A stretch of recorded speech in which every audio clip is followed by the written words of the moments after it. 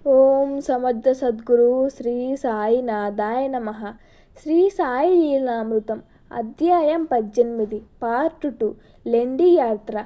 రోజు ఉదయం 8:30కు ప్రాంతంలో సాయి లెండికి వెళ్ళి వచ్చేవారు. అప్పుడు మొదట మసీదు ముంగిట వాద్యగాళ్ళు చేరి మేళం వాయించేవారు. టోపీ, దండం, ప్రత్యేక దుస్తులు ధరించిన 2 సేవకులు మసీదు మెట్ల వద్ద నిలిచేవారు. వారందరితో కలిసి సాయి బయటకొచ్చి మసీదు మలుపులో మారుతి ఎదుటికొచ్చి అటువైపుకు కుడి చేత్తో చిత్రమైన సైగలు చేసేవారు. తర్వాత 4 దిక్కుల వైపు తిరిగి తీక్షణంగా చూస్తూ అవే సైగలు చేసేవారు. తరువాత గురుస్థానం దగ్గరున్న వీధుల కూడలిలో నిలిచి అచ్చట వేప చెట్టు వైపుకు చూస్తూ తమ గురుస్థానానికి శ్రద్ధాంజలి చెప్పుకుంటున్నట్లు సైగలు చేసేవారు. తర్వాత మిగిలిన 3 దిక్కుల వైపు అలానే సైగలు చేసేవారు. వాడలోని వారు అప్పుడే షిరిడీ చేరిన భక్తులు వారిని అక్కడ దర్శించి నమస్కరించుకునేవారు. తర్వాత ఆయన దక్షిణంగా ఉన్న వీధుల్లో కూడలిలో నిలిచి సైగలు చేసేవారు. అప్పుడు అక్కడ గుర్తుగా గూటిలో సాయి పాదుకలు ప్రతిష్ఠించారు. అక్కడ పిలాజ్ గురావ్ ఇల్లు మాత్రమే ఉండేది. అక్కడి నుండి లెండి కనిపించింది. ఒకరోజు ఆ సమయంలో లెండిలోనే ఒక చెట్టును ప్రభుత్వ కూలీలు నరుకుతున్నారు. అది చూసి గురావ్ కుమారునితో, సాయి ఆ చెట్టు నరకవద్దని చెప్పు, దానికి ప్రాణం ఉంటుంది అన్నారు ఆ యువకుడు. వారు మనం చెబితే వింటారా అన్నాడు.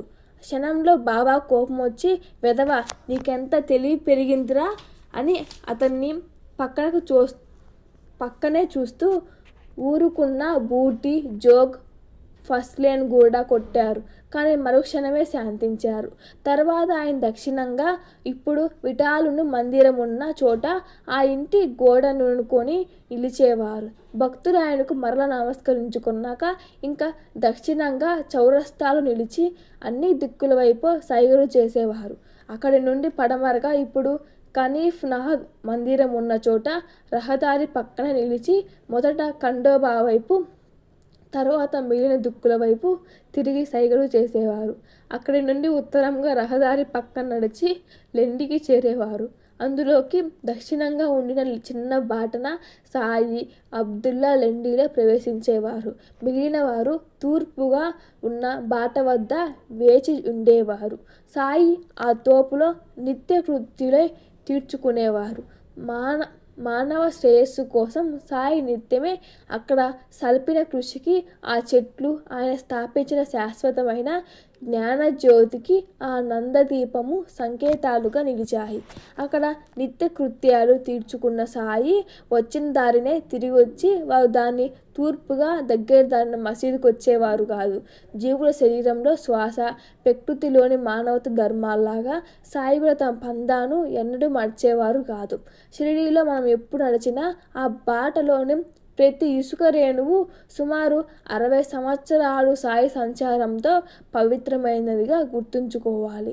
ఉరుసు, శ్రీరామనవమి, షిరిడీలో జరిగే పండుగలన్నింటిలో మత సామరస్యము సాయి సంకల్పం గనుక షిరిడీలోనే శ్రీరామనవమి జరపాలని హిందువులకు, ఉరుసు జరపాలని ముస్లింలకు స్ఫురించింది. కోపర్గావ్లో సర్కిల్ ఇన్స్పెక్టర్గా పనిచేసిన గోపాలరావు గుండుకు 3 వివాహాలు చేసుకున్న దామ్ అన్నకు 2 వివాహాలు చేసుకున్న బిడ్డలు కలుగలేదు. చివరకు సాయి ఆశీస్సులతో వారికి సంతానం కలిగింది. అందువలన వీరు 1897లో సాయి సన్నిధిలో ఉరుసు జరుపుకోవాలనుకున్నారు. కానీ ఆ గ్రామాధికారి అడ్డు చెప్పడం వలన ప్రభుత్వం ఒప్పుకోలేదు. కానీ చివరకు సాయి దయతో అనుమతించింది. నాడు శ్రీరామనవమి కూడా అయింది. ఆ ఉత్సవానికి ఎందరో జనమొస్తున్నారు. ఆ ఊరిలో ఒక బావి ఎండిపోయింది.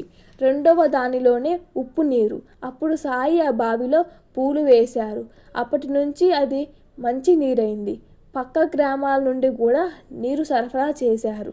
ఊళ్ళో ఎన్నో దుకాణాలు వెలిశాయి. ఆ ముందు రోజు రాధాకృష్ణ అయి మసీదు కడిగి మసిబారిన గోడలు శుభ్రం చేసేది. సాయి మసీదులో ఉంటే చేయనివ్వరని ఆయన చావాడికి వెళ్ళిన రాత్రే ఆమె ఆ పనులు చేసేది. ఉరుసుకు దాము అన్న నిమోస్కారు 2 జెండాలు అమీర్ సర్కార్ చందనము సమర్పించేవారు. ఆ గంధం ఒక పళ్ళెంలో ఉంచి జెండాలతో పాటు మేళతాళాలతో ఊరేగించి చివరకు ఆ గంధం మసీదు గోడల మీద చేతులతో అద్దేవారు. జెండాలు మసీదుకు 2 వైపులా కట్టేవారు.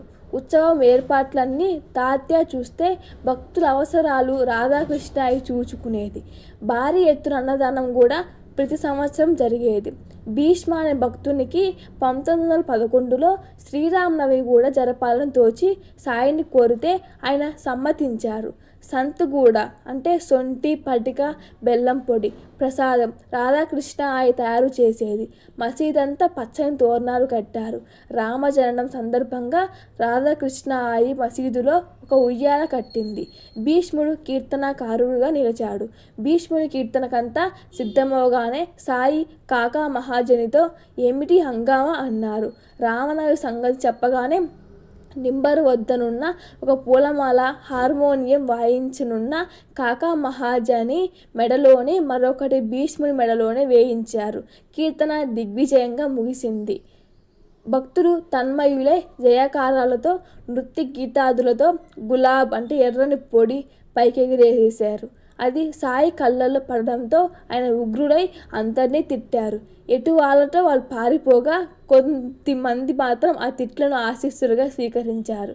మానవుల్లోని అరిషడ్వర్గాలను రాక్షసులను చంపడానికి రాముడు అవతరించినప్పుడు సాయి ఆవేశపడడం సహజమే. అంతేకాదు భక్తులు ఎప్పుడు కొత్త పని ప్రారంభించినా బాబా ఆవేశపడేవారు. అప్పుడు ఆయన ఉయ్యాల విరగొడతారని భయపడి కాకా మహాజన్ దానిని విప్పబోయాడు. సాయి శాంతించి ఉత్సవం పూర్తి కాలేదని చెప్పి వారించారు. నాటి ఆరతి, మరురోజు కీర్తన, గోపాల కలోత్సవాలు కూడా చక్కగా జరిగాయి. ఇలా ఒకే రోజు రామనవమి పగలు జెండా ఉత్సవం, సాయంత్రం గ్రంథము జరిగాయి. భక్తులు మతభేదాలు మరచి రెండిటిలోనూ ఉత్సవంగా పాల్గొన్నారు. 1913 నుండి నవమికి ముందు సప్తాహం కూడా ప్రారంభించారు. ఆ సంవత్సరం బాలుబువామలి 1914లో బాలుబువా సుతార్ను కీర్తన చేశారు. ఆ తర్వాత నుండి సాయి ఆ సేవను దాసగనుకు అప్పగించారు. క్రమంగా ఆ ఉత్సవానికి వచ్చే జనులు సంఖ్య కొన్ని సంవత్సరాల్లో 75,000 దాకా పెరిగింది. అయినా అంటువ్యాధులు, కలహాల వంటివి ఎన్నడూ జరగలేదు. దుకాణాలు, సంతర్పణాలు, కుస్తీ పోటీల వంటి వినోదాలు, కాలక్షేపాలు పెరిగిపోయాయి. గుర్రం, పల్లకి, రథం, వంట పాత్రలు మొదలైన భక్తులు సమర్పించడంతో సాయి సన్నిధి ఒక సంస్థానంగా రూపుదిద్దుకున్నది. అయినా నేటి విద్యుత్ దీపాలకు అతీతంగా వెళ్ళే నక్షత్ర గ్రహగోళాలుగా మహానగరాల సవ్వడి మాటునున్న అది సామాన్యము, అపారము అయిన ఆకాశంలా ఈ వైభవం చాటునున్న సాయి మాత్రం మహత్తరము, అతి నిరాడంబరము అయిన జీవితాన్ని కొనసాగిస్తున్నారు. ఒక రామనవమికి మహానగరాల నుండి కోటీశ్వరులెన్నో మిఠాయిలు తెచ్చి అర్పించారు. కానీ సాయి నా భోజనం ఇంకా ఆరలేదా అన్నారు. కొంతసేపటికి ఆయన శ్యామతో ఈ జనంలో నెట్టుకు రాలేక ఒక ముసలి పెదరాలు రోడ్డు పక్కన చెట్టు కింద కూర్చున్నది. ఆమెకు తీసుకురా అన్నారు. తీసుకురాగానే ఆమెతో బాబా నాకేమి తెచ్చావు అన్నారు. ఆమె ఆ ముందు రోజు సాయి కోసం జొన్న రొట్టెలు చేసుకొచ్చింది. కానీ మసీదులోని విలువైన నైవేద్యాలు చూచి సిగ్గుపడింది. ఏమీ తెలియదన్నది. కానీ సాయి ఆమె దాచుకున్న మూట అడిగి తీసుకొని ఇది మన భోజనం అంటూ ఎంతో ఇష్టంగా తిన్నారు.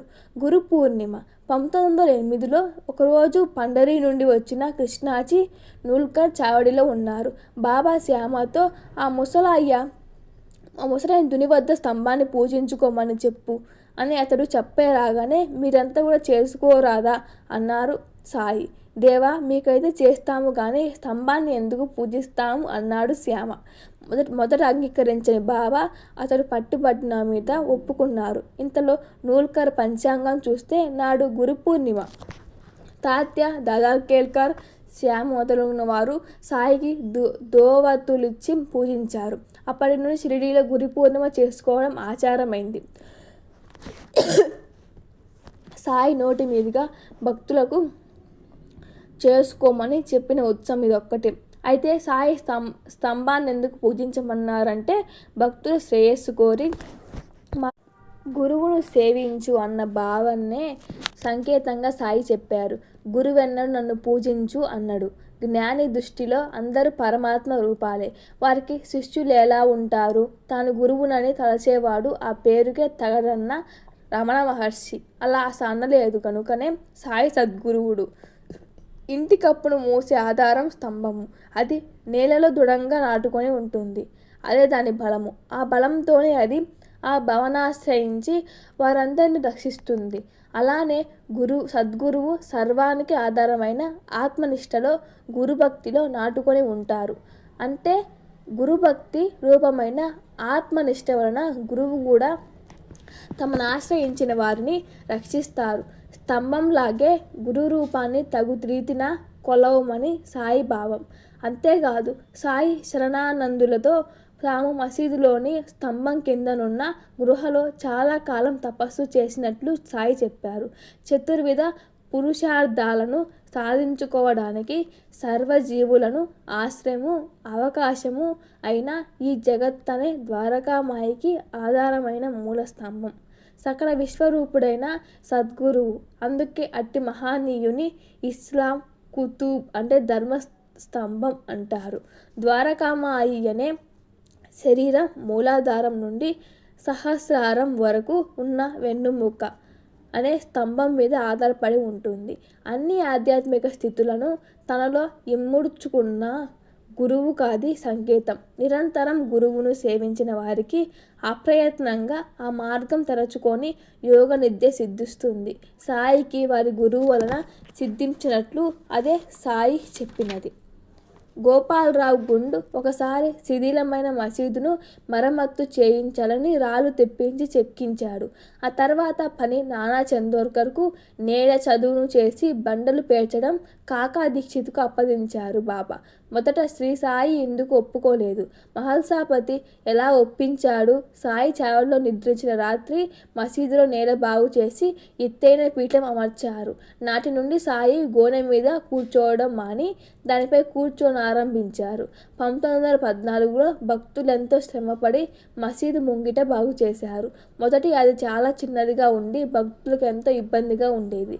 దానిని పెద్దది చేసి పైన కప్పించాలని కాకా దీక్షిత్ పని ప్రారంభించాడు. రాత్రంతా కష్టపడి భక్తులు కమ్ములు నాటారు. ఉదయాన్నే చావడి నుండి వచ్చి సాయి అది చూచి కోపించి ఆవేశంతో 2-3 కలిసి గాని నాటనలవి గాని ఆ కమ్మెలను ఒక్కరే పీకి పారేశారు. ఆయన ఒక చేత్తో కమ్మె పెరిగి వేస్తూ మరొక చేత్తో సమీపంలోనే తాత్యా పాటిల్ గొంతు పట్టుకున్నారు. అతని తలపాగా బలవంతం లాక్కొని తనకి నిప్పంటించి ఆ కమ్మె పాతిన గుంటలో వేశారు. కోపంతో సాయి కన్నెలుగా అగ్ని కానల్లాగా వెలిగాయి. అందరూ భయంభ్రాతులై చూస్తుండగా శ్రీ సాయి తమ జేబులో నుంచి ₹1 నాణెం తీసి భగవదార్పితమన్నట్లు గౌరవంతో ఆ గుంటలో వేశారు. అంతసేపు ఆయన తాత్య గొంతు విడిచిపెట్టలేదు. తాత్య భయంతో వణికిపోతున్నాడు. అతనికేం జరగనున్నదో ఎవరికీ అంతుపట్టలేదు. జోక్యం చేసుకోవడానికి ఎవరికీ ధైర్యం చాలేదు. చివరకు ధైర్యం చేసి వారింపచూచిన బాగోజీని బలంగా నెట్టి అతని మీద ఇటుక ముక్కలు విసిరారు సాయి. కొంతసేపటికి ఆయన శాంతించి ఒక భక్తుని దుకాణం నుండి జలితాలపాకు తెప్పించి తాత్య తలకు చుట్టారు. అది చూసి భక్తులు ఆశ్చర్యపోయారు. చివరకు మసీదు మరమ్మతులన్నీ సక్రమంగా పూర్తయినప్పుడు సాయి నీమ్గావ్ వెళ్ళారు. అక్కడి నుంచి ఆయనను భక్తులు మేళతాళాలతో ఊరేగింపుతో పునరుద్ధరించిన మసీదుకు తీసుకొచ్చారు. ఆ కట్టుబడి పని చేసిన వారికి కొండాజీ, గాబాజీ, తుకారం అనే 3 సోదరులు వడ్రంగి కుటుంబానికి చెందినవారు ప్రధాన పాత్ర వహించారు. ఇంతటితో శ్రీ సాయి లీలామృతం అధ్యాయం 18 పూర్తిగా అయిపోయింది. నెక్స్ట్ అధ్యాయం 19 సమర్థ సద్గురువు అనే ముఖ్య ఉద్దేశం పూర్తిగా తెలుసుకుందాం. Thank you for watching. Please share, subscribe and like. అలాగే చిన్న తప్పులుంటే మన్నించండి.